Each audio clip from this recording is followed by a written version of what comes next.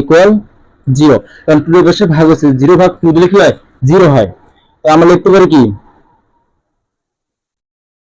হয় sin theta equal কি হবে 0 অথবা cos থিটা ইকুয়াল হবে 0। দেখো sin কত ডিগ্রি মান হচ্ছে 0, sin 0 ডিগ্রি মান হচ্ছে 0। তাহলে এখন তো আমরা কি করব, এই যে 0 ডিগ্রি মানটা দিয়ে বসিয়ে দেব। আমরা লিখতে পারি কি sin theta equal sin 0 degree.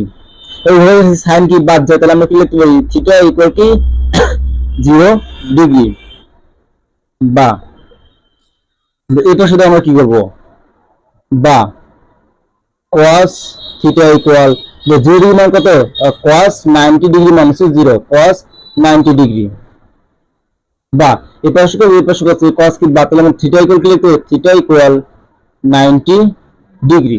তাহলে আমরা থিটার মান কত বেশি 0 ডিগ্রি এবং কত বেশি 90 ডিগ্রি। আমাদের শর্ত কি দেওয়া ছিল, এই থিটা মান হবে কি দেখো, বলছে 0 degree less than equal theta less than equal 90 degree, মানে থিটা মানটা হবে কি 0 থেকে বড় হবে অথবা কি সমান হতে পারবে। আর বলছে 90 ডিগ্রি থেকে ছোট এবং কি সমান হতে পারবে। তো দেখো আমাদের শর্ত অনুযায়ী কি থিটা মানটা কি হচ্ছে 0 ডিগ্রি এবং কি 90 ডিগ্রি। তো এটা কি আমাদের এই অঙ্কের অ্যান্সার।